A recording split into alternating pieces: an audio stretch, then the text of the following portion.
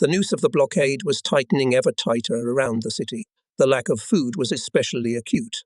Rations were cut to the limit. Sailors tightened their wide navy belts and steadfastly endured hardships.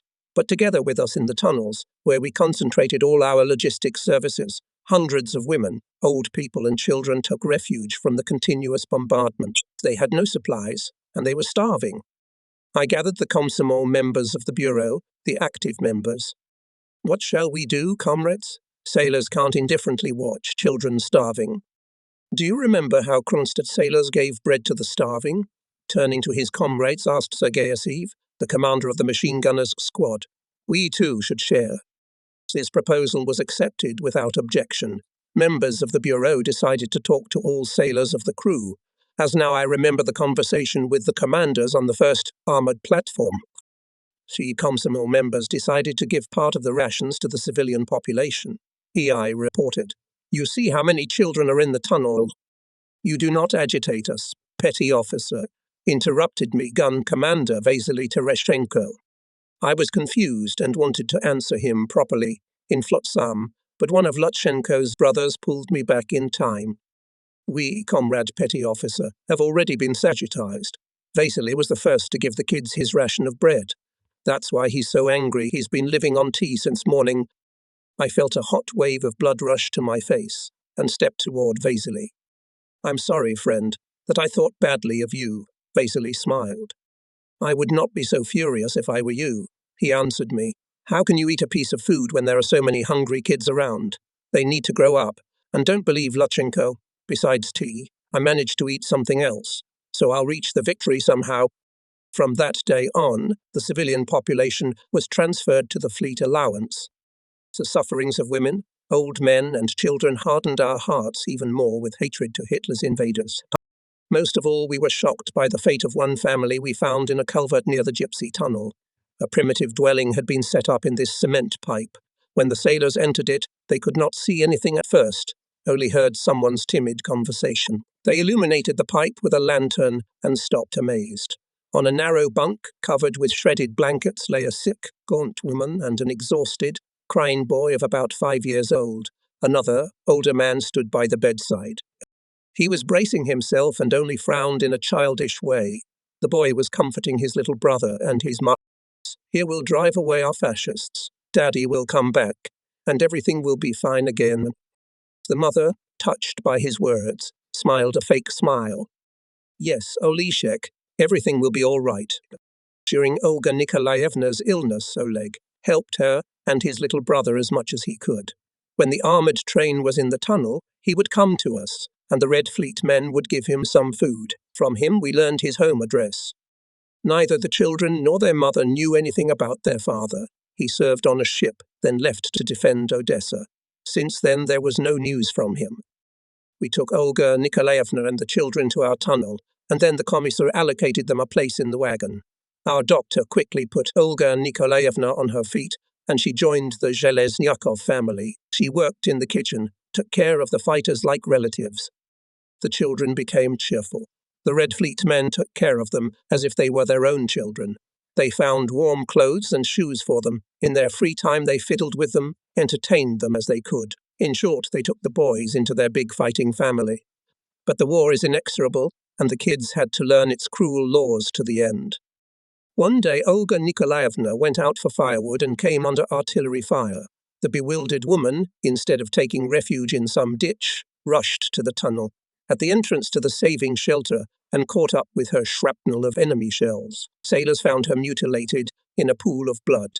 For a few minutes she was still alive. Motionless, she didn't complain, only looked at everyone with wide-open eyes full of horror, looking for children. When they approached, she asked in a weak voice to kiss her. The little ones did not even cry. Silently they approached their mother, kissed her on the cheek. And as if having fulfilled all earthly duties, the woman sighed, closed her eyes and never opened them again. Sasha cried, and Oleg stood in mournful silence without tears, clasping his crying brother to himself. It was hard to look at this picture. The commissar asked Olia Doronkina to take the children away. The boys obediently followed her. The mother was buried here near the tunnel, and the children continued to live with us. A lot of people I met during those harsh days are imprinted in my memory. It is impossible to tell about all of them, but how not to remember here about modest workers of Sevastopol railway junction, who at any time of day, not considering any dangers, went to the aid of Zheleznyak. Once the fascists discovered the armoured train when it was standing near the depot, airplanes came and began to bomb the station. The bombs fell thickly and very badly damaged the tracks and the depot premises. Our anti-aircraft gunners Dishikia and Baranov again showed the class of shooting. They shot down the plane. Black plume of smoke stretched after the departing bomber, enveloping the whole sky. But the vultures did not lag behind, and they dropped one after another half-ton bombs. The explosion of one of them destroyed the tender at the head locomotive, and the locomotive itself was moved off the track. The train was deprived of maneuverability. The situation became extremely threatening. Nazi bombers dropped their cargo not only on the railroad junction. They made a massive raid on the city and the ships standing in the South Bay. Guards' anti-aircraft battery opened a devastating fire on the planes. One Junkers, which came out from behind the Green Hill, was shot down. Enveloped in flames, tumbling in the air, he fell on the depot. The building went up in flames. The flames quickly spread to the passenger and freight cars standing in repair. All railroad workers immediately rushed to extinguish the fire. The fire was not allowed to spread. Everyone worked in friendship. Seeing the plight of the armoured train, people rushed to it. On the move, unhooked the damaged locomotive, drove it away, lowered the tender under the slope, and just as quickly brought up another locomotive. Zheleznyakhovsky, and this time, with the help of railroaders, came out of a difficult situation. In Sevastopol, coal supplies were running out. There was a danger that the armoured train would be left without fuel, and again the railroaders came to the rescue. Small stocks of coal were at Mackenzie v. Gorey station, in the area of enemy batteries' fire. The railroaders decided to take it out. With great difficulty, every minute risking their lives, they loaded the black gold on platforms and delivered it to the station Sevastopol. Specially selflessly worked crane operators Zamadei and Nagorny. But now the station was again in the hands of fascists, and stocks of coal, taken out by railroaders, catastrophically dried up. And then the commander decided to take coal from the Germans. Sergei Asiv, the commander of the machine gunners section, returned from reconnaissance and reported that there were still several stacks of first-grade coal at the Mackenzie v. Gorey station. The commander of the armoured train contacted the headquarters of Potapov's Marine Brigade. The neighbours willingly agreed to help and allocated a rifle battalion. By joint blows, Zheleznyakhovsky and infantrymen knocked out Hitlerites from the station. Siv ran ahead, showing the way to the coal warehouse. Hundreds of people quickly, without giving the Germans a second thought, poured coal on stretchers in buckets, on raincoats in duffel bags, and carried it to the ballast platforms. When the enemy came to his senses and attacked the station, all 4 platforms were filled to the top with coal. Shooting back from the advancing enemy, the armoured train gave full speed back. In this battle, Sergei Asiv was wounded in the arm. He refused to go to the hospital and asked to be left at the sanitary unit on Zheleznyakov. Several weeks we were provided with fuel. But these supplies came to an end. How to ensure uninterrupted movement of the armoured train? There seemed to be no way out. There was no coal supply from the big land. Firstly, Donbass by that time was captured by fascist occupants. Secondly, the ships, hardly breaking through to the besieged city, barely had time to supply the troops with ammunition and bring replenishment. Everyone was busy searching for fuel. Our machinists and the commander of the railway platoon, Nikolai Moralevich, searched all warehouses. Empty. Only somewhere there were puddles of polluted. Nobody needed tar now and heaps of fine coal dust, which only littered the territory of the station. But one day Galanin, Matyush and Moralevich, without saying anything, dragged several buckets of tar and dust to the locomotive, kneaded dough and began to roll balls like the snowballs that children make in winter. The sailors watching this work laughed. Did you want to play Kulichki? Oh, they are preparing gingerbread for Hitler. But the comrades did not pay attention to the jokes. Soiling themselves like devils, they moulded these unusual briquettes. Then they tried it in the furnace. It burns perfectly, and at once almost all the sailors joined in the work. They moulded whole heaps of black balls. Not only Zheleznyakhovsky were engaged in briquette making, In those days, the head of the locomotive part of the railway depot, Pavel Mikhailovich Lishenko, suggested to organize the production of briquettes in such a way to provide the locomotive's movement and the work of the enterprises with them. Special presses were made and technology was developed. Soon many other enterprises of the besieged city began to apply the experience of railroad workers. Thus, thanks to the remarkable initiative and ingenuity of the railroaders, the coal famine was successfully eliminated. It was difficult not only with fuel, there was less and less water. The only water standpipe on the site of Sevastopol SDP was destroyed. It could not be restored due to continuous artillery shelling, and again helped the ingenuity of the soldiers of the railroad platoon. Moralovich and his men examined all wet places in the tunnel walls, hammered pipes into them. Thin streams of groundwater flowed from some pipes. They put barrels under them. Of course, the water flowed a little, but for the first time, and it was a godsend. And how much soulful care the railroaders showed about the life of Sevastopol defenders. We felt this care at every step. The anniversary of the Soviet Army and Navy was approaching. On the advice of the fleet commander, the workers of the hub decided to build a train bath. The task was not easy, as the depot was already a ruin. But the next day in the half-destroyed building stood selected 4-axle cars. While the schemes and drawings were being urgently drawn out, the carriage workers immediately began preparatory work. To help the workers was allocated a group of fighters, who in peacetime worked as mechanics, turners, autogenizers. Leaving for the time being their military weapons, they took tools in their hands and together with the railroaders worked tirelessly for 18 hours a day. One can imagine how necessary for the front the work for which the railroaders took up. And in the middle of February at Inkerman Station there was already a ready-made bathing train of 5 well-equipped cars. It had a shower room, a boiler room, a water cistern, a decontamination chamber, and even a class car equipped as a rest corner for the soldiers.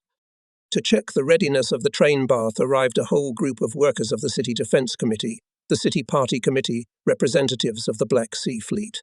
Arrived comrades not only inspected the bathhouse, but also had a good bath in it. A few days before the holiday of the Soviet Army and Navy, the train bathhouse began to receive soldiers regularly. One of the first to have the honor to visit it, Zelezniakovets. The soldiers came out of the cars ruddy, in clean linen, prepared for them by women of Sevastopol. On the way they joked, congratulated each other with a light steam, and of course, from the heart thanked the railroaders for such a wonderful gift. For more operative service of Sevastopol defenders directly at the advanced positions, the master of the car depot, Zarivniak, on the assignment of the command, developed a scheme of manufacturing of portable disinfection chambers. In a short time they made 50 of them. Each of them could process up to 200 sets of uniforms in a day. It was a great, tangible help to the front. Taking care of the frontline soldiers, the railroad workers, in fact, were frontline soldiers themselves. Almost every day the junction was raided by enemy aviation, and the workers suffered heavy losses. The bomb shelter, which could shelter from the raids, could not accommodate all the workers and their families. So the railway workers decided to hollow out an additional adit in the adjacent mountain at a depth of 20 meters. Steam locomotive workers, wagon drivers, track workers came to the construction in their free hours. Sometimes they were helped by Zelezniakovsy during stops of the armoured train at the station. It was difficult to penetrate the rocky ground, but it was not allowed to use explosives, as it could lead to the destruction of the rock. In a short time the bomb shelter was ready. Subsequently, it was further expanded. It housed a number of cultural and domestic institutions. To facilitate the labour of women, a kindergarten was opened in the adit. It was headed by the teacher Valentina Timofeevna Sushko. Some time later a school started to work in the adit. One day a group of armoured train fighters arrived in the adit. What we saw there amazed everyone. In the room illuminated by bright electric light hung portraits, paintings. The cribs were covered with white blankets. The floor was covered with paths. Children's tables and chairs were neatly arranged. The babies looked beautiful. They were singing songs, playing. Children were well fed and felt safe. And at that time Sevastopol land was shuddering from explosions, and in 15-18 kilometers there were fierce battles not for life, but for...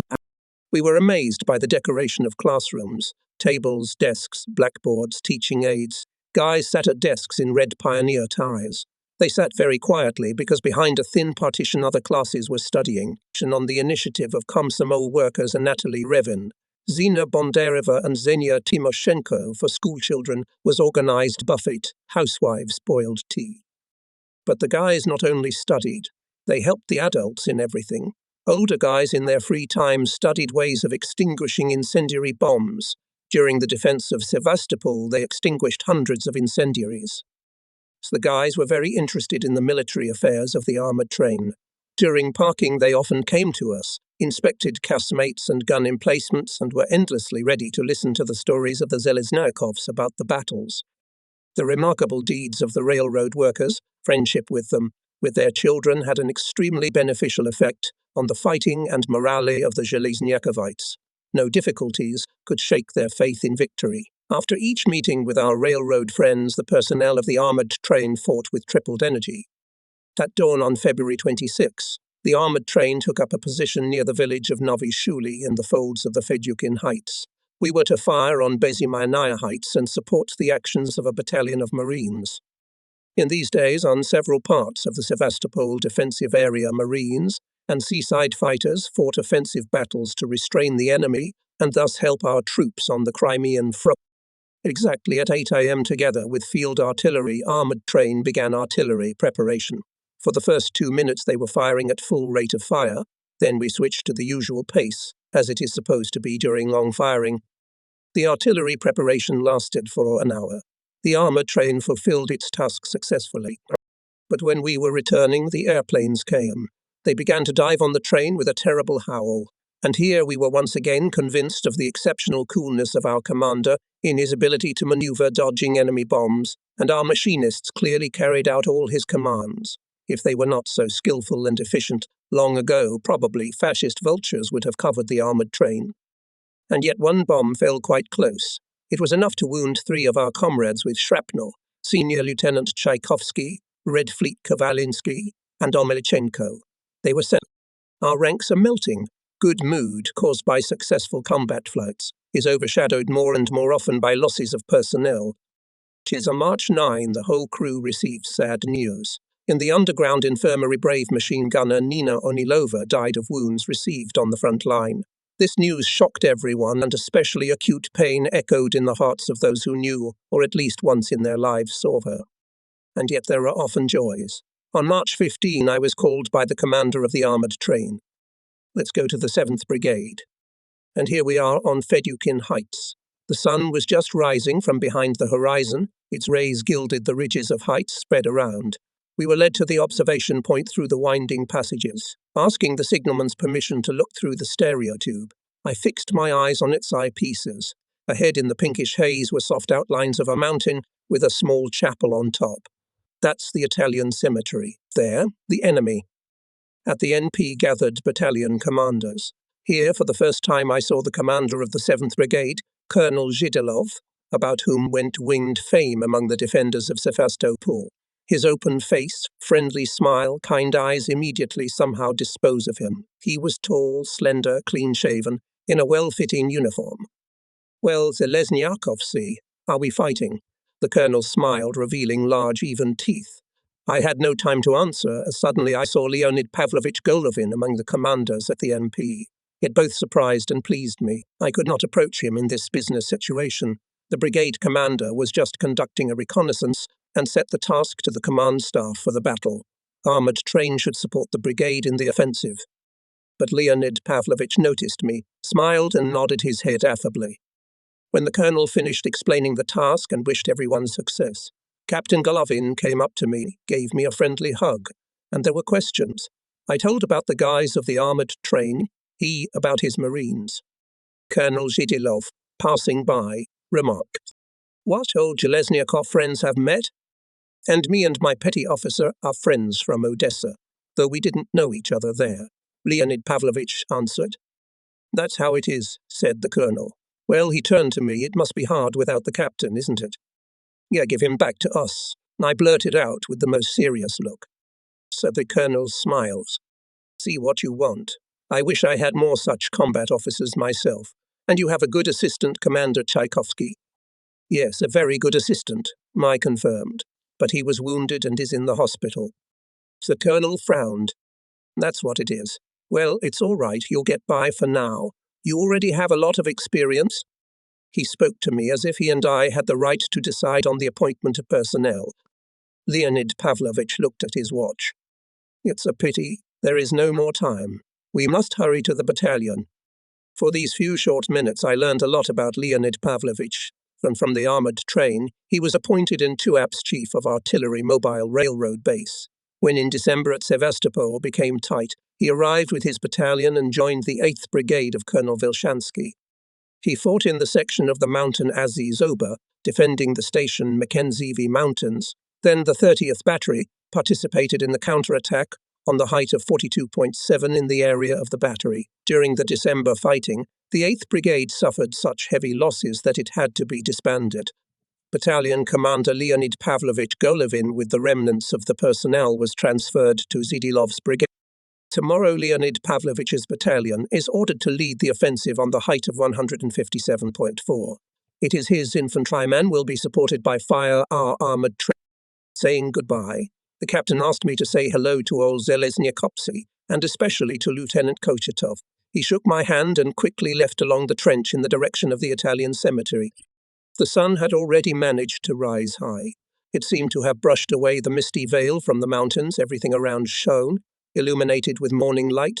On the top of the opposite mountain, a white chapel shone with a sun bunny. For a long time I was still under the impression of meeting with Captain Golovin, and when I returned to the armoured train I told the soldiers about everything. Everyone remembered Leonid Pavlovich with great warmth, and it seemed with even greater zeal they were firing at the enemy, knowing whose battalion they were supporting in the battle. More and more often our armoured train made raids on the enemy. More and more new records appeared in the combat log. Here are just a few of them. March 16, 1942, armoured train fired from cover, destroyed one artillery bunker with servants, 2 machine gun nests. March 20, set fire to a fuel tank and destroyed a German regiment observation post. March 25, shot at a cluster of enemy newly arrived at the front line, destroyed 4 vehicles, a kitchen, a fuel tank and a lot of manpower. 180 shells and mines were fired.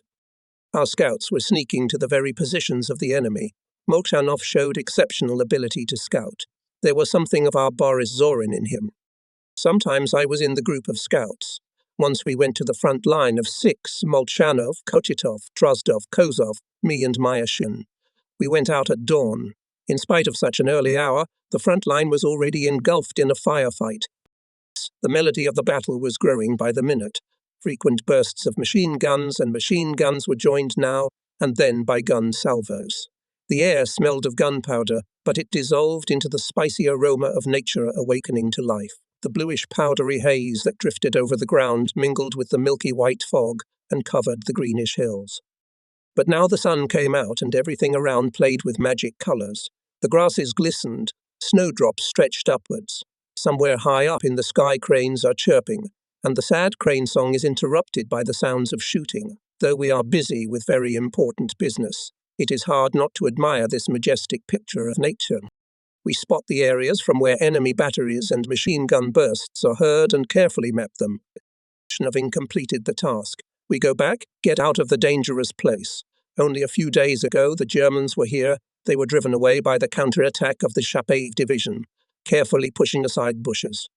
Suddenly the stinking odour hits our nose sharply, makes us recoil.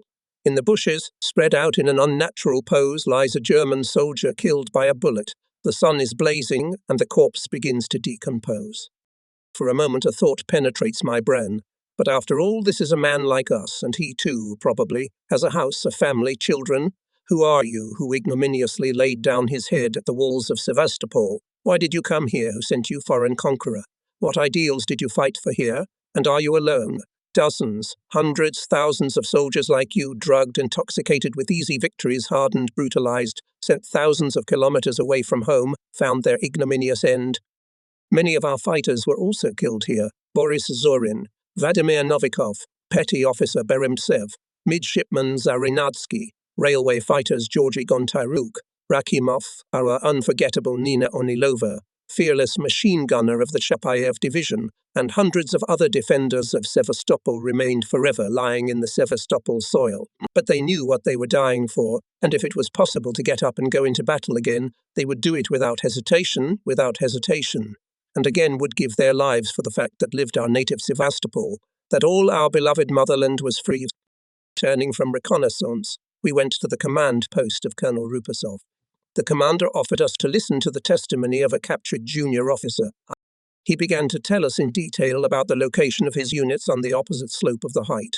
In particular, the prisoner confirmed that always at a certain time, at 8 o'clock in the morning, a kitchen was brought to the position and the soldiers queued up for food. Molchanov put all the data obtained during the interrogation on a map. Rupasov promised to place adjusters and suggested that the next morning the fire of the armoured train on the planned points. Molchanov and Koshitov went closer to the fascist positions and on the spot developed a detailed, carefully thought-out plan of operation. The commander approved it. By 8 o'clock in the morning, Zheleznyakov was already standing in the designated place. Correctors were in the specified points. 5 shells shot at the repeater, and immediately 150 shells, one after another, flew towards the enemy. In one blow, the whole fascist unit was destroyed at once. This was confirmed by another German officer captured soon. Then several dozen shells were fired at targets scouted by us. Corrected fire Molchanov, Kozakov, and Fizan. The results of the firing were successful. And again, day and night goes on voyages Zheleznyakov. People are tired. They have to sleep for 2 or 3 hours a day, and then only for a few moments. And Baklan and Myashin managed to fall asleep even for a few minutes, standing at the guns, while the data for firing were being prepared. As soon as the data came in, Danilich woke them up. Wake up, alert. In no time, the guys are asleep. And again they fire without error. Danilich's gun was old, pre-revolutionary. The commanders rightly called it Old Lady. There was neither turret nor armoured shield, but it did not prevent the guys to shoot quickly and accurately. The crew was friendly and fighting. Ivan Danilich was a kind-hearted man, and at the same time a demanding commander, and for this he was highly respected. And also for the fact that he did not hide in the battle behind the shelters, was at the gun all the time. Looking at his commander, and subordinates behaved as bravely in battle. In early March, Myashin, Baklan, Fisamev and Belostotsky were presented to the award. With great respect, the commanders of both armoured planes treated Belostotsky. After the death of Ivan Petrovich Kozlov, he became an indispensable master. He perfectly knew the device of the gun, was a good milling and locksmith. In the gun Danilich, often malfunctioned mechanism of automatic opening of the lock. Then the worm breaks, or the teeth of the gear fly. In such cases, Belostotsky immediately goes to the factory and quickly eliminated the malfunction. The calculations of other guns found out about it. They turned to him for help only. And he did not refuse anyone. He did everything calmly, silently. Respect for him was added, perhaps, because he was all grey-haired. Every member of the crew, no matter what post he was at, took the most active part in combat missions. No one was an exception. Whether it was a nurse, a paramedic, a doctor who helped the commanders all the time, whether it was steam locomotive drivers and stokers who were free from their shifts. They stood by guns and mortars, carried and fed ammunition, threw away shell casings. Our clerk secretary Misha Otarov was no exception. Together with the chauffeur and the chief of ammunition, he brought shells and mines. Once during the next trip, the driver was seriously wounded by a shrapnel of a shell that exploded not far away. He could not drive the car any further, and the place where the truck stopped was shot. Shells kept bursting around. Then Misha Otarov, having rendered the first aid to the wounded, sat behind the wheel, and, though he was not a driver, managed to drive the car. At full speed he sped through the danger zone. But almost at the very positions of the armoured train, the enemy mortar battery again shelled the truck. A shrapnel wounded Misha in the shoulder. But he did not let go of the steering wheel. A few tens of meters more, and the car drove into a ravine. And just in time. The shells on the guns were already running out, and the battle had to continue. Mishotarov lost a lot of blood, but after a few days in the hospital, he returned to the armoured train healthy and combat-ready. Our machine gunner Klimenko has a great joy. He also fought in the Marines near Odessa, was an armoured gunner, hit several Nazi tanks. At the end of September, he was seriously wounded, evacuated to the Caucasus. The sailor still did not know that he was followed by a high award, the Order of Lenin. The award found the fighter. In a solemn atmosphere, the order was handed over by a member of the military council, Kulikov, and all the personnel of the Zheleznyakov shared the joy of their battle comrade. Many members of the crew were also presented with awards. I am not going to recount here the whole combat history of the Zheleznyakov. Let not the reader complain at me that I do not describe all the outputs of the armoured train. There were a lot of them, and, admittedly, sometimes they resembled one another. Zheleznyakov daily did their job, making their modest contribution to the defence of the city. According to calculations of the Fleet Command, for 70 combat raids made by the armoured train from January 7 to March 1, 1942, Zheleznyakov destroyed 9 bunkers, 13 machine gun nests, 6 dugouts, 1 heavy battery, 3 planes, 3 cars, 10 wagons with cargo, up to 1,500 Nazi soldiers and officers. Maybe it's not that much. But if we take into account how many times the armoured train thwarted fascist attacks, how many times brought panic into their ranks, how many times diverted the fire of their batteries, how many times prevented their planes from dropping bombs, it becomes clear that this is an impressive help to the defenders of Sevastopol. Spring raged in Sevastopol and its surroundings. Gardens bloomed exuberantly, filling the air with a unique honey aroma. High in the sky spilled furious trills of sky. In the morning, a huge orange ball of the sun appeared above the horizon. It immediately flooded the Konstantinovsky Ravelin and the roofs of houses with its rays. Green trees and bushes hid the picture of the ruined city. The historical boulevard was in full bloom. The monument to Totleben used to stand bare. Now it is half covered with tall shrubbery, and the monument to Kornilov on Malakoff Barrow completely drowned in greenery. From the side of the southern bay is clearly visible large inscription, laid out of white stones, on the slope of the historical boulevard. Sevastopol was, is, and will be Soviet. It was springtime in the casemates of the armoured platforms too. Bouquets of lilies of the valley were fragrant in neatly sealed tin cans. Some of the scouts would bring them, or the Marines would present them to our girls. Fascists every morning, as on schedule, begin artillery bombardment. They shoot at random, probably to boost their morale. But if we spot a firing battery, we give no mercy. We won't rest until we silence it. In between battles, we tidy up our equipment, prepare for new battles. And, of course, we do not forget about rest, about entertainment. We created our own amateur talent, when we have an hour of free time. And then singers, musicians, dancers come out into the circle. They perform right on the platforms. There is no better stage in our conditions. On the second armoured platform, from spent shell casings of different calibers built a gilsophone, and now many amateurs practice on this simple musical instrument. I am not separated from my guitar. I have it all the time in the casemate. At first, during the battle, the strings burst from the cannonade, the body cracked. Then I started to release the strings before each exit and wrap the guitar in a blanket. Comrades laugh and joke. Well, petty officer, swaddle your child. But they love the guitar and always listen to it with pleasure. Once a front brigade of Moscow artists came to the armoured train. They were warmly welcomed by the Zheleznyakhovets, since their very appearance in besieged Sevastopol inspired them with respect. After all, they arrived to inspire the defenders of the city with their art for military exploits. The concert was held on the open ground. Singer Natalia Isayenkova performed classical arias and modern Soviet songs. Then the soloist Joseph Jurowicki performed. He sang Beethoven's At the Table, as if not suitable for the front situation, but we, listening to it, thought about the fact that there were still a lot of difficult military roads to be travelled to defeat the enemy, and then raise our glasses to our victory. All of us knew for sure that we would win, but we already knew that victory is not easy. The deep feelings of the soldiers were stirred by the artist Natalia Roth, who read the play Seeing Off to the Front. Both the songs and the lively word of the actors reached the heart of the fighter, made him worry, suffer, and all this turned into one feeling, one desire, to defeat the hated enemy sooner, to return to a peaceful life. The guests performed a lot of joking numbers. Valentin Soloviev inimitably imitated a jazz orchestra, a ruined gramophone, a moving train.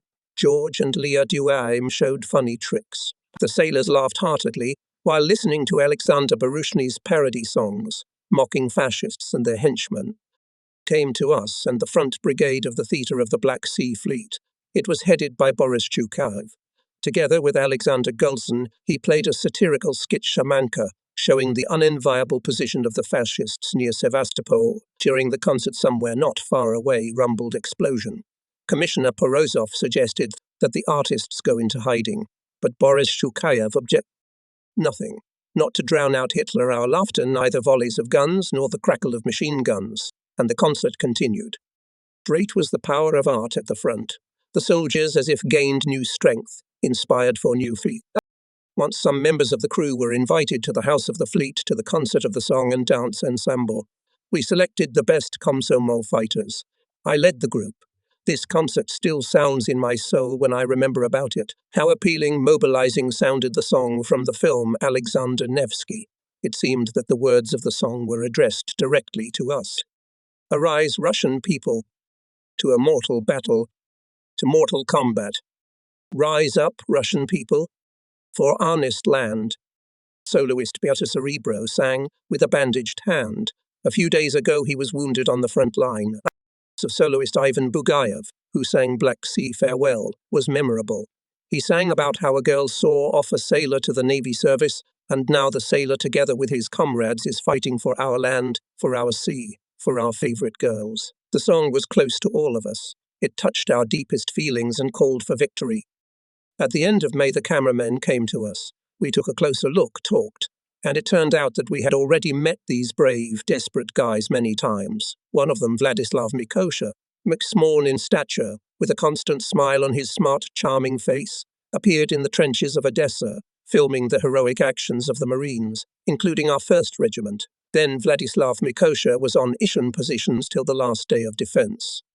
It was his movie Heroic Sevastopol watched by the Zelezniakovites, admiring the courage not only of the Marines going into counterattack, but also of the cameraman himself, who filmed in the thick of the fighting. It was he, Mikosha, filmed the brave fighter Ryashentsev, who saved the life of Commissar Avakimov and was presented for this to the Order of the Red Banner, the same Ryashentsev, who I remembered from his portrait in the gallery of Sevastopol defenders on Primorsky Boulevard. Together with Mikosha, there were 2 other cameramen. One was thin, short, with glasses. His name was Dmitry Rymerev, and the other was very young, about 18 or 19, round-faced with cheerful, mischievous eyes. It was as if I had met him many times before, and when he, introducing himself to the approaching commander, gave his surname, I could not resist and was surprised to ask again, Ryashentsev? Yes, it was the same Kostya Ryashentsev, imprinted in my memory from the first days of the defense of Sevastopol. Only now he was armed not with grenades and machine gun ribbons, but with a heavy tripod for a movie camera and a large telephoto lens in a...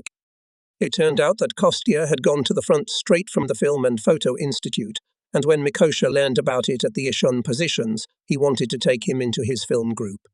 But Kostya refused. He wanted to fight with a machine gun. Already in Sevastopol, participating in numerous battles, he was concussed. They wanted to send him to the big land.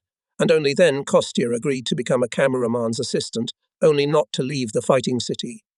That day the crew of the armoured train had a hot job ahead of them. By order of the command we should make a massive raid on the forward positions and reconnaissance fire points of the enemy. The cameramen prepared to film it all. Driving into tunnels, sneaking through the dazzling white corridors of blossoming apple orchards, frozen like clouds, our armoured train rushes to the front line. Behind us there are puffs of white smoke, merging with the lush blossom of the trees. In the combat deckhouse, towering above the armoured platform, as if the captain's bridge on a ship, stand the commander of Zeleznyakov Engineer Captain 3rd Rank Karchenko, Regimental Commissar Porozov, Lieutenant Mayorov. On the armoured platform's commandors, mortarmen, machine gunners prepared for battle, barrels pointed in the direction of the enemy. On the heads of the Red Fleet cruise cap with black ribbons fluttering in the wind. Every now and then the movie cameras are clicking. Here is our position. Armoured train, painted in white and green colours, stopped. At Karchenko's command, shells flew into the enemy's position with howling. The white silence was broken by volleys of guns. From the apple branches sprinkled myriads of petals. They fell slowly, like fluffy snow in quiet weather, and covered the ground with a white veil. And then into the rumble of the gun cannonade came sounds that seemed unbelievable in this environment. Nightingales were singing. Their furious trills seemed to defy the gunfire, as if they wanted to drown out the sounds of battle. It was so striking that everyone involuntarily listened. The cameramen stopped shooting for a minute and also listened to the unusual duet of war and nature. But the strange thing was that as soon as the shelling stopped for a minute, the nightingales were silent, as if listening to this silence. In the eyepieces of the stereo tube, enemy trenches and dugouts are clearly visible. There is panic there. Clouds of explosions soared upwards into the clear spring sky. Rocks, lumps of earth, pieces of concrete and logs are flying into the air. The confusion of the enemy quickly subsided. He opened a strong artillery and mortar fire on the armoured train. However, shells and mines were falling with underflight, and only occasionally shrapnel rang against the armoured sides of our fortress on wheels. "Air," suddenly reported the observers. Everyone involuntarily looked up. High in the sky above us circled flame. Oh, the Zhelezniakovets did not like it. Everyone knew, if this bandura hung in the sky, it meant that we were expecting a powerful fire attack. The armoured train continued to fight, but it is impossible to take risks, and the commander gives the guns the command shot. No sooner do our guns fall silent than a new command is here. Stand down shot. Continue firing. Again spoke Artillery Zheleznyakov, and then we saw the exciting picture of the attack. Our Marines, jumping out of the trenches, rushed at the enemy. Encouraged by the accurate volleys of the armoured train, they ran on the move firing machine guns. So that's why the commander, despite the danger, ordered to continue firing. The cameramen directed their lenses at the attacking soldiers and, running from one place to another, filmed and filmed, rejoicing at a successful episode. Meanwhile, the frame directed the fire of its long-range batteries at the armoured train. Heavy shells began to explode all around. They're not to be trifled with. To frighten the frame, anti-aircraft gunners send a series of shells into the sky. The scout maneuvers between the clouds of explosions, but is not going to leave. Fragments are increasingly hitting the sides of armoured platforms, some falling directly on the pads. We are not used to this. But how do the cameramen feel?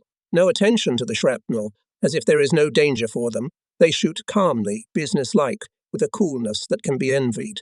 I advised them to go into the shelters and shoot from there, but Rymarev, without taking his eyes off the camera. A man is a very small target, and it's not easy to hit him. I felt embarrassed for myself. I thought to myself that they were basically just as much fighters as we were, just like the ones who went into the attack. The Marines who went on the attack reached the enemy trenches. We stopped firing. A hand-to-hand fight ensued. The fascists jumped out of the trenches and fled in panic, but they were overtaken by accurate lines of our machine gunners. Now it's time to leave. The armoured train, accompanied by the bursts of heavy shells, is gaining speed. Hurry to the tunnel, there is our salvation. But before we could take cover, we saw two of our hawks in the sky. They went to approach the enemy scout. Here one of them gave a turn. Rama responded with machine gun fire. Then another fighter went on the attack. Rama continued to fight back, but not for long. After another fighter's approach, it burst out like a candle and, clumsily tumbling and breaking in the air, flew down. The armoured train entered the tunnel safely. "And you are desperate guys," said with delight Karchenko, shaking hands with the cameramen. "But you took a risk for nothing." "No, not in vain," objected Mikosha. "You will see our movie and you will agree that not in vain." The cameramen stayed with us until late in the evening. They filmed close-ups of commanders, machine gunners, machinists who distinguished themselves in the battle. They talked to many fighters, were interested in our life. In the evening we went to see them off. From the embankment at the Trinity Tunnel we could see the city well. The city, which we have been holding for the 6th month, fiercely gnawing into every metre of land. From here, from the embankment, you can see how the ruins of Sevastopol are illuminated by the blood-red fire of explosions and again plunged into darkness. Blue arrows of searchlights flare up and hesitantly fumble through the overhanging clouds, crossing and diverging again. Here in one of the crossroads shone a blindingly bright silhouette of an airplane. Upward ran fiery dashes, but the plane continued to fly. The machine gun trails were too fluid, guided by crossed beams. The plane went away with impunity farther and farther, until finally the tentacles of searchlights, as if convinced of the futility of their cause, did not go out. All of us silently watched this picture. The cameramen, who by habit had raised their cameras, lowered them disappointedly. We said goodbye to them, as if we were our closest friends.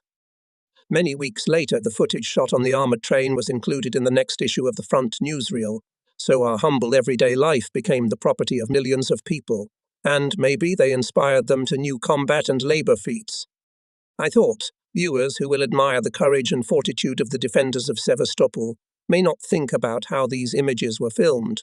Viewers should remember that next to those who went into the attack, who fought in the hot battle, there was another person, a cameraman. He did not fire from a machine gun, did not throw grenades, did not fire from guns because his weapon was a movie camera.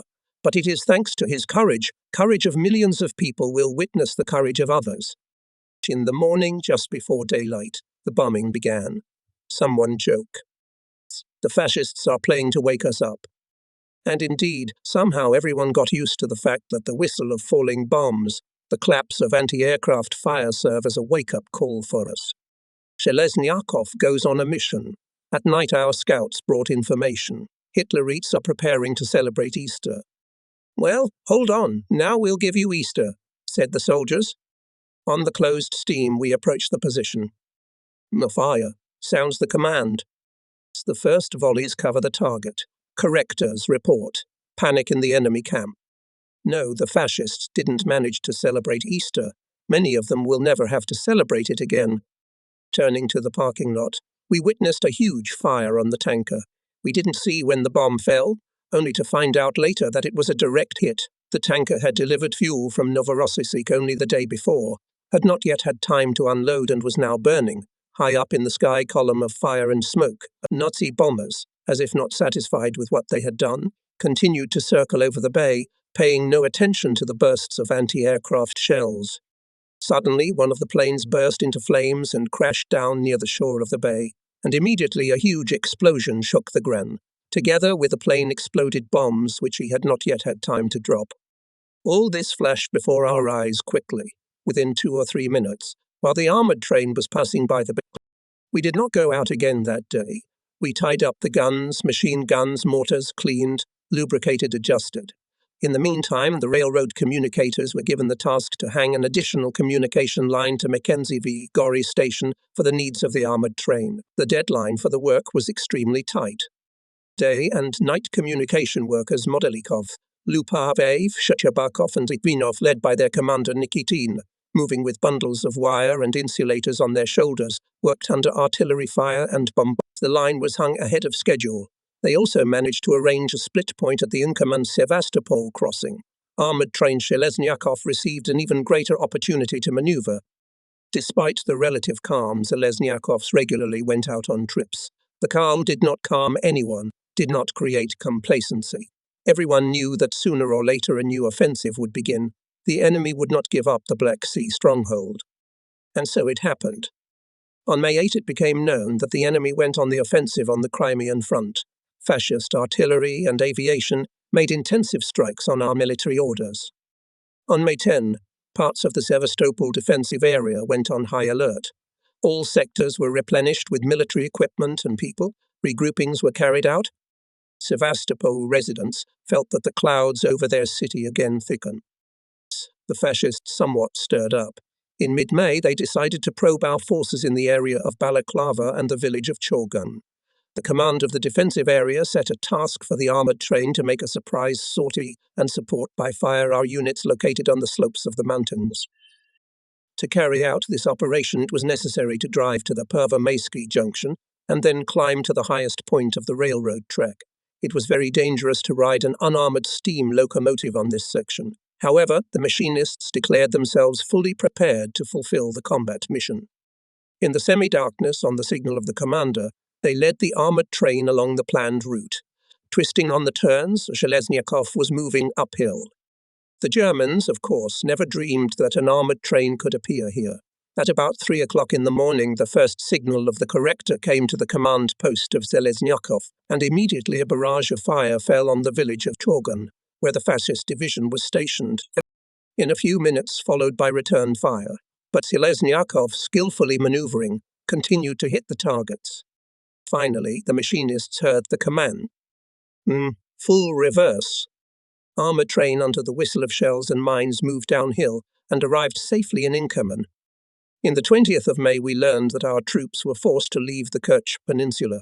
The fascists could now throw almost all their forces available in the Crimea at Sevastopol. Again, over Sevastopol loomed a mortal threat. On Mackenzievo direction began a noticeable revival of fascist troops. The enemy, apparently, was going to strike the main blow from this direction. It was necessary to take measures to strengthen the defence.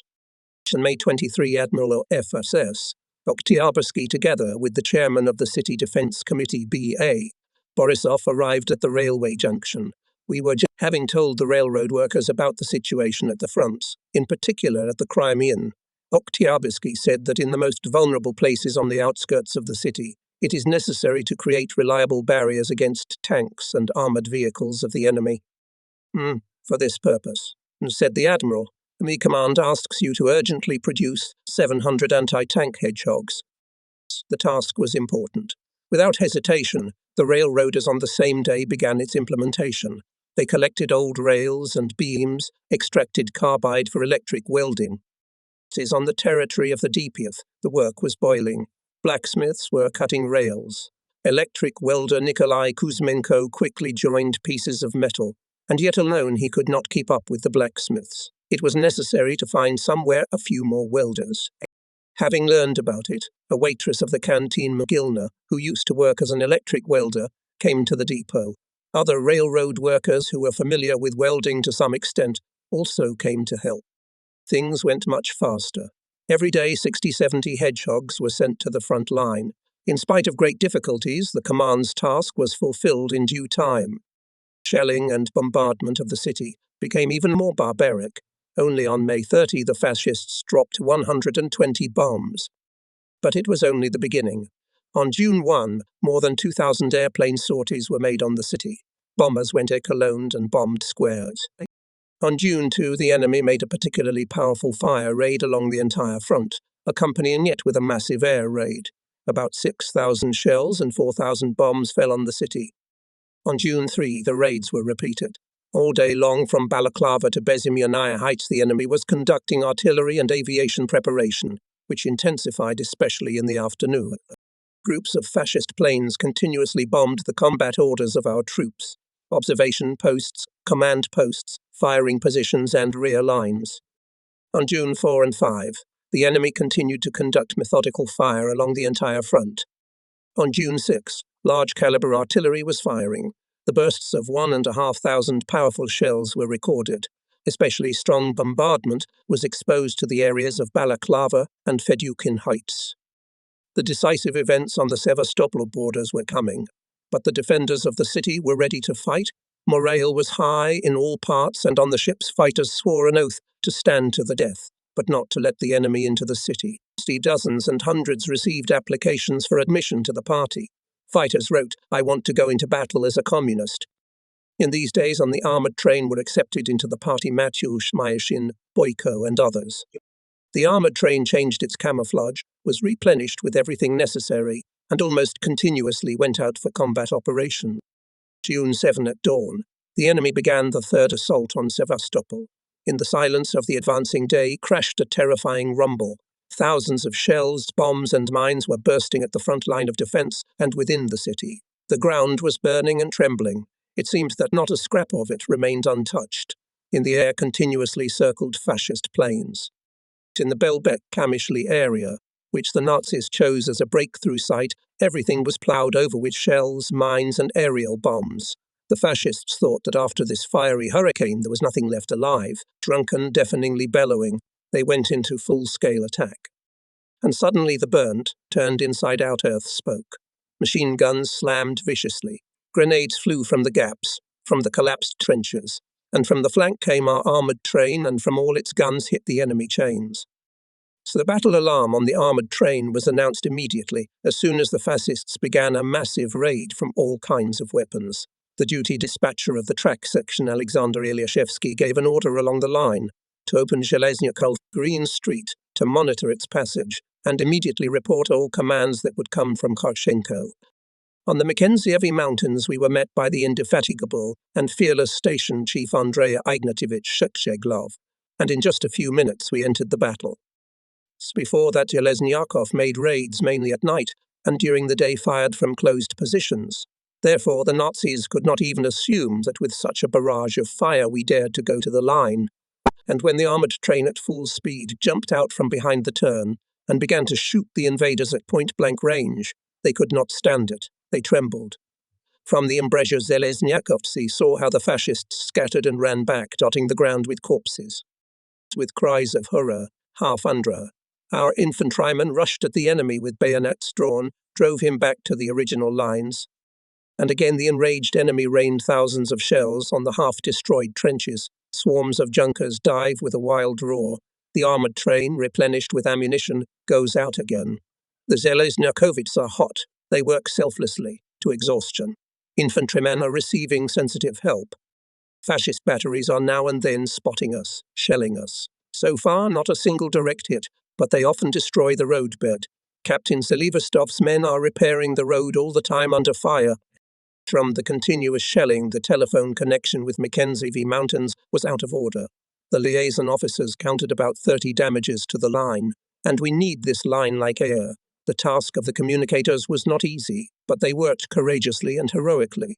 Despite the fact that bombs were bursting all around, shells and mines were flying over their heads, Luperev, Modelikov, Sherbakov and Lifinov were climbing the poles and cold-bloodedly pulling the wires. They were a good target for the fascist batteries, and indeed, soon they were noticed and opened fire on them. We watched the daredevils with bated breath. There was hell all around. The ground was getting puffy. Shrapnel was whistling, and the communicators were working as if nothing had happened. Finally, the last piece of wire is stretched. The communicators come down to the ground, and then happened what each of us was afraid of all the time while this unprecedented repair was going on. A shell fell at the feet of the brave men. The whole place was covered with smoke, and when the smoke cleared, we saw. 2 of them remained lying motionless. They were picked up alive and carried to the shelter. Luperev was killed dead. Modelikov's leg was torn off. The rest of the comrades were unharmed by luck. Luperev was buried not far from the place of death, in the crater of the exploded bomb. Thus, without sparing their lives, the signallers fulfilled their duty to the motherland. The armoured train received reliable communication. And the fascists again and again climb, striving to break the resistance at any cost. See how many on this day repulsed attacks Sevastopolers. We lost count of them. And so it was on the 2nd, 3rd, 4th day. For 5 days of the offensive, the fascists made 9,000 airplane sorties, dropped 45,000 high-explosive bombs, fired 100,000 shells, and almost did not advance. Fortitude of Sevastopol defenders was unshakable. The weather was hot. Everything burned out from heat and fires. The sky was covered with clouds of smoke, and the sun peeped through them dim, red. The whole valley was covered with decomposing corpses of Hitlerites. If the wind blows from the enemy's side, there is nothing to breathe from the stench. In the direction of Mackenzie fascists through tanks. Somewhere they squeezed our thinning units. Within 4 hours, Zheleznyakov 3 times went to this area, supporting the Marines with their fire. Tanks by common efforts were held back. Day and night we are in raids. Just take ammunition, and again in battle. It's good that in advance we moved all our warehouses to the Troitsky Tunnel. Here they are safe, and we refuel without interference. On June 15, the commander ordered the armoured train to bombard the cluster of tanks in the ravine cordon Mackenzie. Commanders Kochetova and Butsenko loaded the guns with armour-piercing incendiary. Coming out from behind the turn, Zheleznyakov from a distance of 400 meters opened fire on the tank column. 2 head tanks burst into flames. Smoke and the car that closed the column. Tanks began indiscriminate firing. They could not move forward or back. The road was blocked by broken cars, and turn-aside did not give steep slopes of the notch. Zheleznyakov beat and beat from all cannons and mortars. We, machine gunners, meanwhile mowed down the Germans who jumped out of the hatches of tanks. The fascist aviation rushed to the rescue of their tankers. We don't really want to get in touch with it, especially since we have not enough shells left. We take a course to the tunnel. But bombers are trying not to miss their prey. Bombs are bursting very close to us. On the armoured platforms appeared dead and wounded. The carrier of shells Volody Dmitrienko ripped off his arm. Senior Karina and Sasha Neshayev immediately, on the move, provide first aid. Instead of the wounded, Neshayev himself began to serve. armored train shooting away from the planes went at full speed to the shelter, and suddenly a huge column of smoke stood in the way. The bomb destroyed the canvas. Conducting continuous fire on the junkers, the armored train maneuvered on the surviving section of the track. Repair team meanwhile changing rails and sleepers.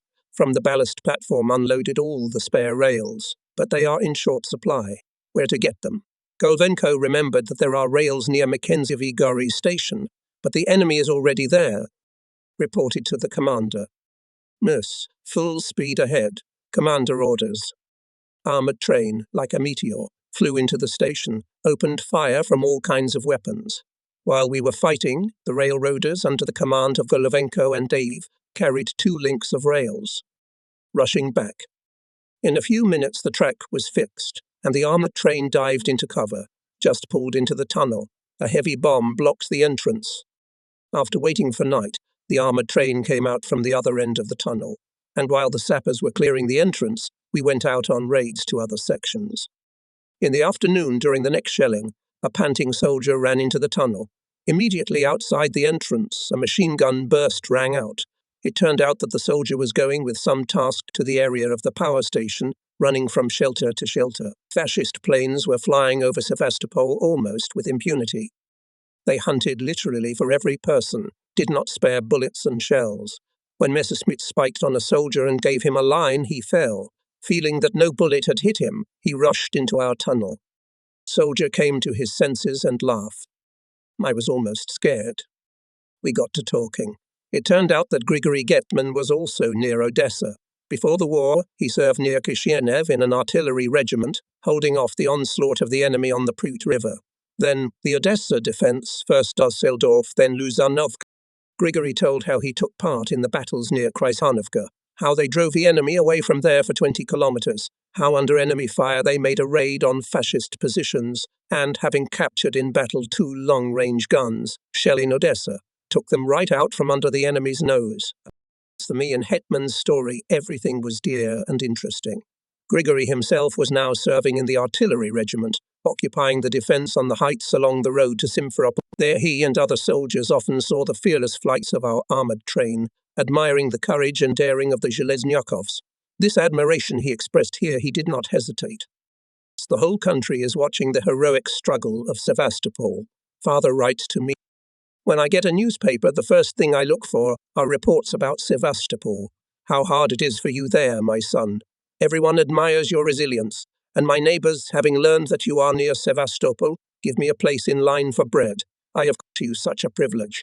But I am proud to be the father of a Sevastopol defender. Be worthy of our pride. I read my father's letter to my comrades. It was placed in the combat sheet. We receive many such letters. Once I was handed a small triangle with a stamp Batumi. Who would it be from?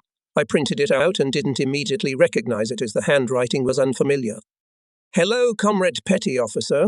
Of course you don't remember me anymore, but I'm always thinking about the armoured train. Recently I read in the newspaper about your military deeds. I, too, can be proud of the armoured train.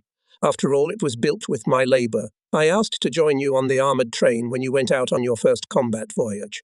You said at that time, you were too young, grow up a little? So maybe you'll take me now. First of all, I've already grown up during these 6 months, and secondly, the time is not such to wait. I know it's hard in Sevastopol. Talk to the commander, maybe you'll accept me. Can't I help you? I can shoot and I can repair equipment. I have the highest grade in electric welding. Here, of course, I also do not sit idle. I bring benefit to the fleet, repair submarines, but with all my soul I want to go to the front, to the place where it is more difficult. I hope and wait. Your Nikolai Bondarenko. Nikolai Bondarenko. How not to remember. The very boy who looked so admiringly at the sailors of the armoured train when it was still under construction in the factory shop. Despite his 15 years, Nikolai worked as an adult. His hands welded more than one armour plate on our Zheleznyakov. Dear Nikolai, if you knew how hard it is here, but even if you knew, could anything stop the noble impulse of your young heart? I received a letter from distant Orsk. This is the 7th for the long months of the siege. And though Klava writes not so much about herself as about the people around her, about the deeds of the toilers of the rear, every message from her warms the soul, fills the heart with hot feeling. Dear Nikolai Ivanovich, Clava always addressed in her letters. All of us here follow with excitement the military deeds of Sevastopol. We admire you and envy you. How brave you are. And in the newspaper Red Fleet we read about your armoured train, Shelesniak. Chow, I wish I could be with you on the armoured train. Do you think I couldn't dress your wounds or cook your dinner? And I wouldn't be afraid of shells or bombs? We work hard here for the front. We often go to work on the collective farm. If you knew what wonderful people are here, how they work. Here is the chairman of the collective farm, Militia Alexandrovna Lushkina. Everyone loves her because she does nothing for herself. She does everything for the collective farm, for the front. Day and night she's in the fields. Don't think that if she's a woman, she can't do anything. She built a mill, a grinder, raised a dairy farm, and in general her collective farm is set as an example for the whole region. Militia Alexandrovna gave 3 quintals of wheat from her savings to the soldiers at the front, and when the subscription for the defence loan was going on, she subscribed for 40,000 rubles and contributed them all at once. These are all her labour savings, but she spares nothing for the front. Her husband and son are fighting there. I'm sending you her photo. I want the defenders of Sevastopol to know what wonderful people work in the rear. Nikolai Ivanovich, I apologize, but I read your letters to everyone here. People ask me all the time what is new in Sevastopol.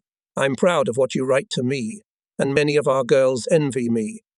And yet we are all very worried about you. Poor you, how hard it is for you there. But you hang in there. Never let the fascists into Sevastopol. Remember that we are always with you. Don't forget our agreement to meet in our Orsk after the war, Clava. How can one weaken one's strength, will and hatred of enemies after such letters? The motherland itself demands that we defended the Black Sea fortress to the end. The rumble of cannonade is not silent, but from our side the fire gradually subsides. The batteries do not have enough shells. June 21, our troops on the north side had to blow up all the artillery and equipment. Only the armoured train Zheleznyakov remained a powerful artillery unit. Our units, exhausted and exsanguinated by incessant fighting, are retreating. And our tunnel exit is blocked again. While they are clearing it, the sailors took mortars off the platforms and brought them to the platform in front of the tunnel. One of the mortars is commanded by me. Military field officer Sasha Neshayev and nurse Ksenia Karina bring ammunition. Adjusters praise. Mines lay well. Engrossed in shooting, we did not notice that we were detected by enemy artillery. A shell exploded close to the mortar. 3 mortarmen were killed. I was shell-shocked. Neshayev dragged me to a sewer pipe. Senseless, I was carried to the gypsy tunnel, where the armoured train stood. I didn't regain consciousness for 3 days. I finally woke up, but my head hurt terribly. They wanted to send me to an evacuation hospital. Who knows how my fate would have turned out if I had agreed. I refused. I wasn't wounded. I'd recover somehow in the end. A badge and an unsent letter fell out of my pocket. They were found by the soldiers of the funeral team at the place where the bodies of 3 sailors had been torn to shreds. They sent my family a notice of my death. Recently, my younger brother died near Kresnoda. You can imagine the grief of my father and mother, who received a new funeral. Our lead locomotive is out of order. We go with 1. On a sense, we move at the speed of a turtle. The Nazis are already on the north side of Sevastopol. We heard about the feat of sailor Alexander Chikarenko, who blew up the ammunition depot in Sukhania. The hero died, but buried with himself more than 200 Hitlerites. In order not to be cut off from our own, we leave the Gypsy Tunnel. We go to the Troitsky Tunnel. It's already in the city itself. Our raids became short, very short, a little bit out of the tunnel, and we are already firing on the north side, on the Bratsk Cemetery. Did we ever think that we would shoot at our own city? And now we have to. The enemy has entered it. I'm still not fully recovered from the contusion. I can hardly stand on my feet, but in the battle I take my place at the machine gun embrasure. We lost many comrades, and now every fighter counts. The fascists are attacking the city more and more fiercely. However, the city as such does not exist. There are only piles of ruins, over which smoke billows day and night. We're running low on food ammunition. Water is hard to come by. There's nothing to refuel the locomotives. We have to carry water in buckets several kilometers away. The locals help us. They are in our tunnel hiding from bombing and shelling 400 people. Together with us they carry water, load shells, mines, fill machine gun tapes, and if necessary, all who can arm themselves with rifles and go to the trenches to cover the entrance to our shelter. Drozdov and I went on a reconnaissance to the bay. The sun's glare played merrily on the light waves. On the other side we could see Sakarnaya Balka. It was quiet there. Only from afar came short bursts of machine guns. On the north side the Germans had broken through the front. We were on our way back when we heard the howl of a flying shell. A close explosion made us hug the ground, and we had no time to get up as the explosion rumbled near us again. By short runs we tried to get closer to the rock. There we can hide. Come on this way. Hurry up. We hear someone's voice. We did not immediately notice the entrance to the adit, and when we came to our senses, we saw a lot of people around, men, women, soldiers, sailors. The adit is huge. There are workshops, shelters, warehouses. People are working at machines, grinding mines. Everything is completely safe here. 100-meter thick rocky ground above our heads. So dozens of people are chiseling the rock. It is necessary to break through the second exit from the adit. If the Germans break through to the bay, the current exit to the pier will be under the direct fire of enemy batteries. In one of the branches sit at tables Red Fleet commanders. They write, call on the phone. This is the editorial office of the fleet newspaper Red Black Sea Fleet. Journalists are working on the next issue of the newspaper. Having found out that we are from the armoured train, they give us a stack of fresh newspapers. Here we also meet with our old acquaintances V, Mikosha and D, Rymerev. The cameramen also continue to fight with their weapons. When we came out of the adit, the sun was already slipping towards sunset. The cannonade of battle on the north side did not subside. German airplanes were flying over the city. From time to time bombs were heavy. We approached the tunnel and climbed the embankment. From here Sevastopol was clearly visible. Through the smoke of the fires broke through the red disk of the sun, going beyond the horizon. The city was burning. Here and there, along with the tongues of flame, black columns of ruptures were rising. Gradually it became dark. Bombers appeared over the city. Blue swords of searchlights were still darting across the sky, crossing and diverging again. Sometimes they caught in the crosshairs of glowing points of fascist planes, but our anti-aircraft guns could not be heard. Along with bombs, the vultures drop grenades, rails, sleepers, empty barrels. They fall with heartbreaking howls and squeals. Of course, this noise concert is designed for the faint-hearted. But there are no such people left in Sevastopol. People are fighting. The city is wounded, tormented, but it stands like a mighty cliff amidst the raging flames without bowing its head. Already twice as a result of enemy bombardment, the exits from the Trinity Tunnel collapsed. On clearing the debris and repairing the tracks together with sappers and sailors of the armoured train workers, women workers, teen people, like ants, clung to the mountain of earth and stone, hands pull it apart. The work is going on under fire. From the site at Killen beams Zheleznyakov several times fired at the enemy, supporting the 79th Marine Brigade. It is fighting already on the outskirts of the city. According to intelligence, the Germans are going to force the northern bay to land on the Korabelnyar side. On the shore of the bay, near the site of the power plant, lay a militia company, a team of the Black Sea Fleet crew and other units. In the evening of June 25, we with Drozdov, Kozakov, and Fiesen went on a reconnaissance. We saw with our own eyes how many troops the enemy had concentrated on the other side of the bay. Before the armoured train was tasked at all costs to disrupt the landing, to hold the bridgehead. At night, the armoured train went into battle 3 times. We can't move far, and there's no reason to. We open fire, moving away only 150 to 200 meters. We shoot until the paint on the barrels starts to burn, 150 U-200 shells each. We look into the tunnel for a short time, only to take a new stock of shells and mines. Zheleznyakov strongly annoys the enemy, and before forcing the northern bay, Hitlerites decide to deal with him. On June 26, when we were firing at the enemy, we were attacked by 50 planes. The armoured train, without wasting time, took refuge in the tunnel, and only the last platform was hidden under the vaults when a terrible explosion was heard. The ground rumbled and the light went out in the casemate. The train jerked sharply and stopped. Complete darkness fell. In the ominous silence I heard some clanking, and then everything went silent. In the darkness I try to open the door. It won't budge. We open the hatch in the floor, climb onto the platform. It's pitch black in the tunnel.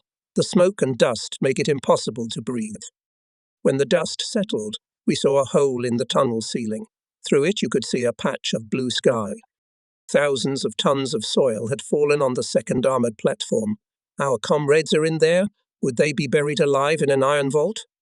It was necessary to take urgent measures. The commander ordered to unhitch the surviving armored platforms and take them deep into the tunnel. And how to save the people buried by the explosion? It is unthinkable to dig out the buried platform. The only way out, to break under the wheels of the armored platform a passage to the emergency hatch. And the enemy keeps bombing and bombing. Apparently, he decided to finish with the armored train forever, clog it in the tunnel and bury it under the rocks. Rocks and earth are falling from the breach, nullifying all our efforts. And again, we have to start over. Everyone is working, from the commander to the kids, hiding in the tunnel from the bombing with their mothers. Shovels, crowbars, bare hands finally dug a small cave between the wheels of the platform. Who would go into it? The commissar looked at everyone with a probing look. Who will go in? There was silence. People look at the armored platform. Under the pressure of the enormous weight of the rails and sleepers under it are sinking further and further into the ground. It seems just a moment more, and the rails will not withstand, will burst. And then, the end. The end of those who are now suffocating in the casemate without air and light, and of the brave man who will climb down the hatch to save his fighting friends. The silence lasted perhaps a few seconds. Maybe in a minute everyone would have decided to take a huge risk, but now there was no time to think. The sleepers under the platform were treacherously cracking. And then party leader Golovenko took a step forward, silently took off his tunic and cap, and disappeared into the hole. Everyone waited and listened with bated breath. No, except finally, a muffled voice of the party commander was heard. Someone's legs were showing out of the hatch. We pick up, pull a man out of a terrible hole. It is machine gunner Gordienko. Then we extract suffocated petty officer of the second article Parshan, the commander of the machine gun. Finally, in the hatch opening appeared Golovenko, and immediately lost consciousness. The commissar again. Who else will go? I look at the platform. It creaks ominously from the weight. The rails and ties are sagging more and more. We must not delay. Maybe it lasted 1 or 2 seconds. The next second I was standing in front of the commissioner. Now go. I undressed, gave my party and Komsomol tickets to the commissar, turned around, and wanted to get into the aisle. But Pyotr Agafonovich stopped me. He handed me a lantern. Suddenly he hugged me tight. No thank you, Sonny. I'm crawling between the wheels. The hatch to the casemate turned out to be closed. It must have slammed shut behind Golovenko. It's impossible to open it with my hands. I pressed the lid with my head. It won't budge. I pressed with all my might. It seemed as if the skull cracked. I heard something roll off the hatch cover, and it gave way. Probably one of my comrades was lying on it. Casemate met me with total darkness and suffocating fumes. Surprised at my own voice. Come on, guys, who is alive here? In response, we dead silence. I can hear the blood pulsing in my brain, as if it was pounding with a hammer. Knock. I turn on the flashlight. The sailors are sprawled on the floor. Many of them have blood oozing from their ears and noses. I don't hesitate to get down to business. The flashlight's in the way, so I toss it aside. I drag one sailor to the hatch, pull him down with his feet. Got caught on something, hit something hard, but I don't feel any pain. Driven by stifling heat and fear, I scurried around the casemate, looking for the men, hurrying to get them down the hatch as quickly as possible. My consciousness is foggy, my hands and feet are filled with lead, my face is drenched with sweat, but the thought never tires of pounding. Hurry up, hurry up! Here it seems, and the last sailor down the hatch. There is no one else in the casemate. I started to climb out myself, lowered my legs, and suddenly felt that I was falling asleep. Consciousness returned for a moment. Just don't sleep. Sleep can cost a life. But my strength left me, everything blurred as in a mirage, and I fell back into oblivion. I awoke to distant shouting and knocking. It's my name, I thought. But instead of going down the hatch, I lift my legs out of it and start crawling along the deck of the armoured platform. Then I fell somewhere and finally lost consciousness. It turned out that in the end I had fallen through the hatch, and I was pulled by my legs out from under the platform. The rails had sagged even more by then. The ties crumbled as if they had been chewed. There was only a narrow gap between the armour and the roadbed. The skin on my back had been torn from the edge of the armour plate as I was dragged. My face, arms, legs were covered with abrasions. It was as if a huge mountain had piled up on the armor plate, waiting for me to get out. Just as I was being carried aside, there was a deafening crack. The rails burst, and the armored platform was almost halfway into the ground. When I woke up, I first of all asked whether everyone had been saved. It turned out that Golovenko and I had pulled out only 5 of them. The other 12 remained forever buried in the armored vault. Among the dead were the commander of the armored platform, Senior Lieutenant Butsenko, and others, infinitely dear to our comrades, who were in the artillery tower, to which it was impossible to pass from the casemate. But the excavations did not stop. The men did not lose hope of rescuing the others. The second exit from the tunnel was free. One armored platform together with the locomotive remained unharmed. After inspecting it, the commander ordered, "Prepare for battle." Lieutenant Molchanov, with adjusters, to go to the observation post. Taking a few scouts, the lieutenant went up the mountain. Detect the enemy's firepower was not difficult. Already in 20 or 30 minutes, the armored train received the necessary data for firing. Zheleznyakov came out of the tunnel and again earned his guns and mortars. This was unexpected for the enemy. The Nazis considered the armored train forever buried in the tunnel. But Zheleznyakov lived. That day we made 3 more firing raids, releasing more than 400 shells and mines. Our revenge on the enemy for our dead comrades was terrible. The Green Ghost lived up to its nickname. It was covered with earth, crushed, bombed, but it still lives, acts, strikes.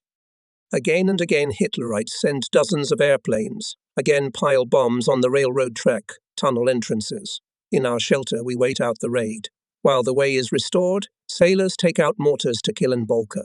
We shoot fiercely, putting all our pain and anger into each shot.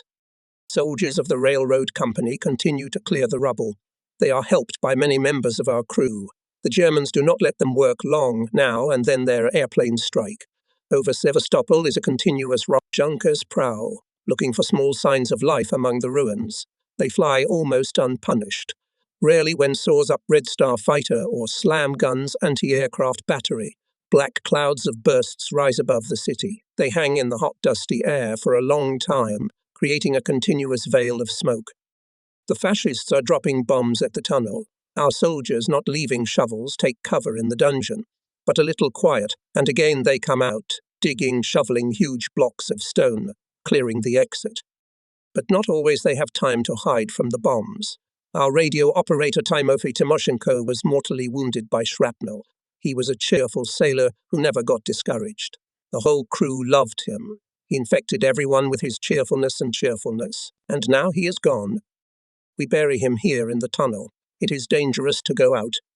Before we could recover from the shock, as in the tunnel brought on a stretcher bloody Vasily Tereshchenko. A paramedic gave him first aid. Having regained consciousness, Tereshchenko was able to reach the hospital addit with the support of 2 soldiers. There he had 2 shrapnel removed and bandaged. They wanted to leave him in the hospital. Vasily did not agree and returned to the armored train.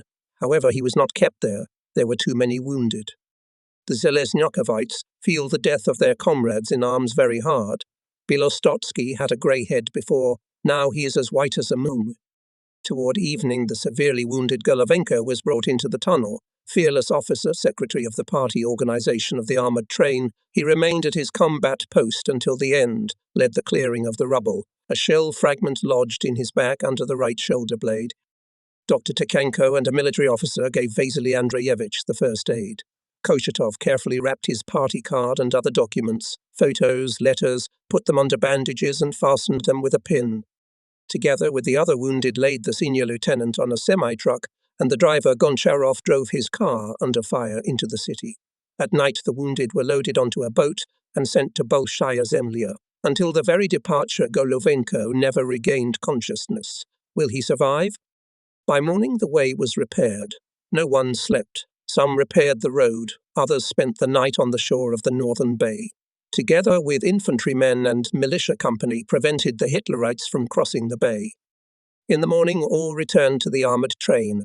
The commander sent a group of Red Fleet men to the tunnel under the fleet crew to reload ammunition. Went commanders Myashin, Serzhan, Kizaev, Baklan, a few more comrades. We are preparing for the next voyage. Nobody knew yet that this voyage would be the last one. The machinists were separating the pairs when we heard a growing roar. Fascist planes swooped down on the tunnel, dropping 1,000-kilogram bombs and torpedoes. The earth was falling from the vaults. Almost the raid subsided. The armoured train jumped out into the open. They fired 2 or 3 shots. We didn't have time to fire any more.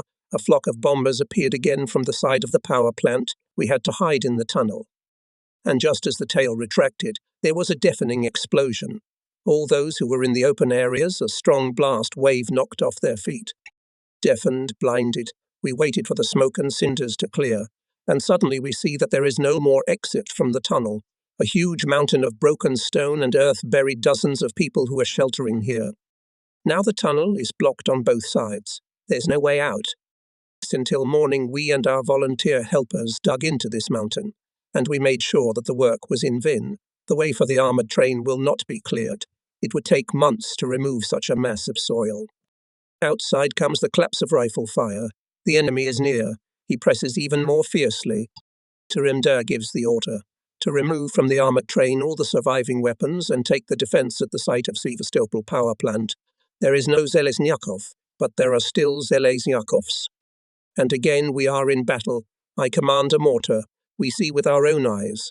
Our mines for 2 hours destroyed 4 cars, 3 motorcycles. Twice we successfully covered the enemy infantry with fire. A shell with a direct hit broke our mortar. 2 of my comrades were killed. I was hit by shrapnel in my back and leg. Nothing scratches. We don't pay attention to such things now. It's hard for the Zheleznyakhovites. It's hard for all the defenders of Sevastopol. Will we have to leave the city? No. We will dig into the ground. We will cling to every stone, every wall, but we will not leave the city, which has become forever dear. The commissioner has gathered everyone in the tunnel. The situation is extremely difficult, but the country does not forget Sevastopol. Only the day before yesterday, in the fighting city on the leader Tashkent and destroyer Impact delivered about 1,500 soldiers' replenishment. Yesterday, airplanes delivered about 28,000 kilograms of ammunition, took out about 300 wounded. Another day of defense has passed. We are in the tunnel. The city is fighting. We are not sitting idle either. The armoured train is blocked, but our mortars and machine guns are not silent. The men are dwindling. Every death is a sharp pain in the heart. For 8 months we lived as one family. We became dearer to each other than our brothers. And now we are losing one after another. And from the great land continue to arrive cargoes for the front. On June 28, 15 planes delivered about 30 tons of ammunition, took out 326 wounded. On June 29, 25 tons of gasoline were delivered. Sevastopol continues to fight. Armoured train Zheleznyakov locked in the tunnel, but he is still considered a fighting unit. June 30, the garrison of Sevastopol is ordered to leave the city. Units led by the commander of the 1st sector of General Novikov remain to cover the evacuation of troops. Among the units that must fight to the last and the crew of our armoured train. And on the night of July 1, the fascists forced the northern bay. Now they came close to the tunnel.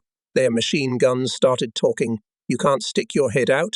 Bullets whistled simultaneously with the shots. The Germans are very close. The commander called Boris Varinik. Take 2 fighters and go down stealthily into the factory ruins. Track down from where the machine gunners are beating and destroy them.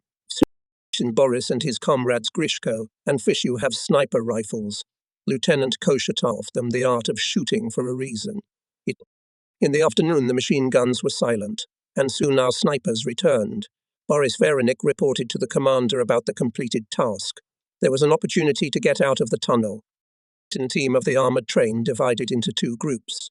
Railroaders, commanders and machine gunners under the command of the regimental Commissar Porozov received the task to destroy the machine gunners who had infiltrated the tunnel. The second group, consisting of the rest of Zheleznyakhovsi and sappers, the commander led to Kilin Balka, which became a defence line for us. In the ravine near the backfilled exit from the tunnel, a lot of people. In addition to us, there are the remnants of the retreating units. There's wild firing. I can't make out who is shooting at whom. I'm from behind a bush. A soldier in a trench coat is firing a machine gun at the crowd. Something's wrong. I aim at his head. He falls. I run up to him, tear off the tent. Underneath is an SS uniform. Show the dead man to the commissar. Porozov orders. Everyone take off your trench coats. The soldiers carry out the command. All took off, except for a few soldiers who, shooting on the move, ran to the bushes. They were quickly killed. They turned out to be Hitlerites in disguise. When the order was restored, the militia company was left in the gully, and the railroad platoon with one regimental mortar the Commissar sent to Killenbalka. The mortar was placed under the embankment. We brought mines from the tunnel here. All night we hit the northern side, the crossing. At dawn we were surrounded by enemy machine gunners, who sneaked into Killenbalka from the city side. Our ranks are melting. Seeing the hopelessness of the situation, the Commissar orders us to withdraw to the tunnel. Here it will be easier for us to fight. The shelter is reliable and ammunition is at hand. The detachment took a new line, installed mortars, correctors in their places. Out of breath, a liaison came running, informed that the command authorized to retreat to the Chersonese Cape and from there to Cossack Bay for evacuation. But the commander ordered, before leaving the tunnel, to blow up the armored train. "And where is the commander?" asked the Commissar. The liaison takes off his visor. On the cheeks, black from soot and dust, tears leave light streaks. Our commander is dead. A shell hit him. Molchanov's leg was torn off. Sailors bare their heads. We stand in mournful silence for a minute. It turns out that a group of Zelezniakovs, led by Karchenko, after Killenbeam held the defense in the vicinity of the station. Zelezniakovits remained very few. A heavy loss befell us. We could not believe that our legendary commander of the armored train had died. Everyone swore in their hearts that they would avenge his death. The Commissar was the first to speak. "We are obliged to fulfill the commander's order." The soldiers are lying down on the line. The machinists with the Commissar go into the tunnel. We hear the explosions of anti-tank grenades. No more armored train. The commander's order has been carried out. Now we can go to the pier. But it's too late. Both exits of the tunnel are under fire. Hitlerites are tightening the ring. Zelezniakovцы lay down behind piles of stones. They decided to fight to the last cartridge, to the last drop of blood. On exits from the tunnel, they set machine guns and mortars. In the direction of the Killenbeam, we pointed a cannon and waited. A lot of refugees have gathered in the tunnel. They are very much in our way. We had to move them to the depth of the tunnel. We shared with them the last piece of bread, the last sip of water. I was on duty at the machine gun when Hitlerites appeared from the side of Killenbeam. I sent a fighter to report to the Commissar. The Germans think that the tunnel is empty, talking to each other. They are climbing the stony hill of the rubble. Here they are already at the top. There are 20 of them. They stopped, looking into the darkness of the tunnel. We all wait. There is silence all around. The fascists came down from the rubble, came together in a heap. They are babbling something. There's no excitement. Calmly, as in a drill, I press the trigger of the machine gun. 5 men fall at once. The rest, like scalded cockroaches, scramble up the steep rubble. But one by one they roll down. Few manage to get away. In a few minutes, Hitlerites' already larger forces rush into the attack. Grenades flew through the rubble. Then at once 50 soldiers, shooting with machine guns, climbed up the hill.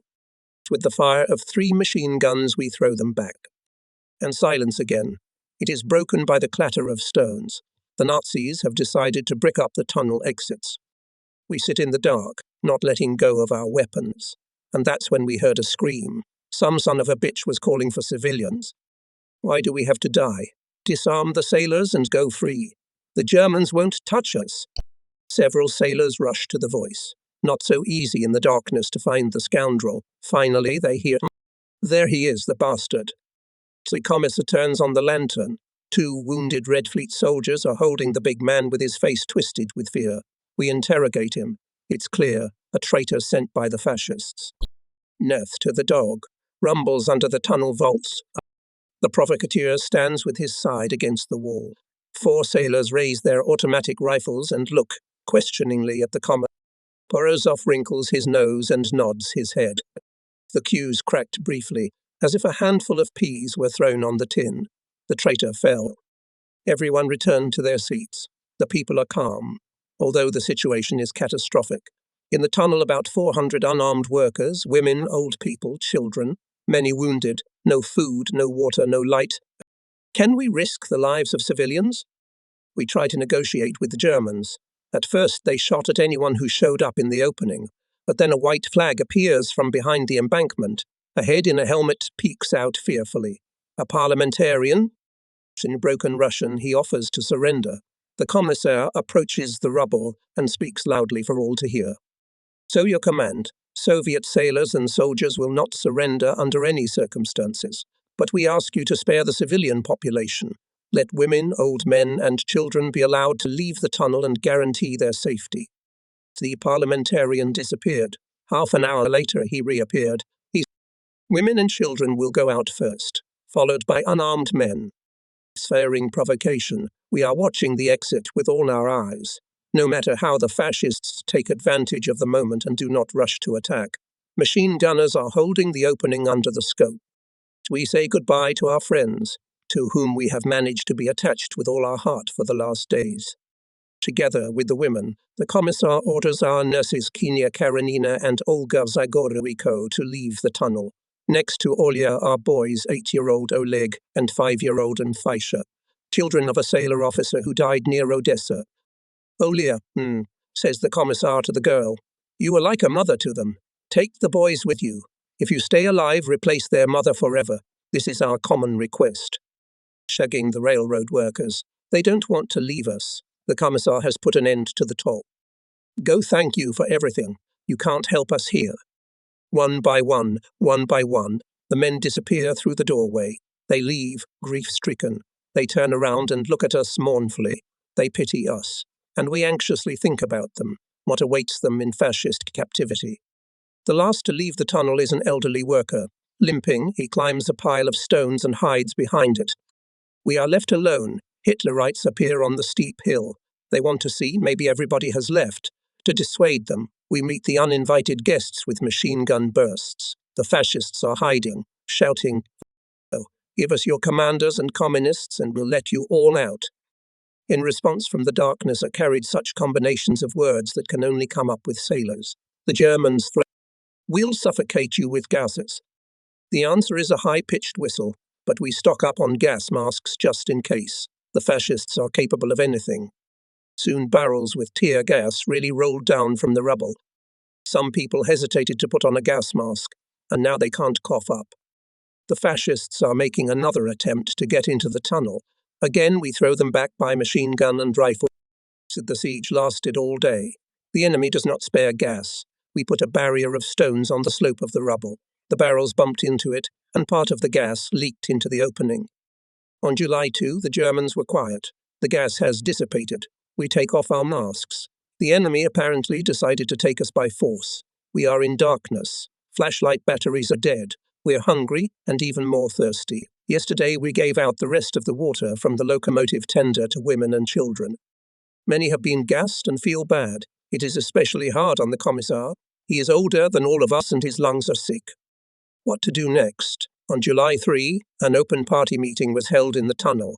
It is held according to all the rules. Only the minutes are not kept. A chairman and a secretary elected. I press the commissar, barely on his feet, ceaselessly coughing, explained the situation to the soldiers, asked to speak out. One after another asked for the word comrades.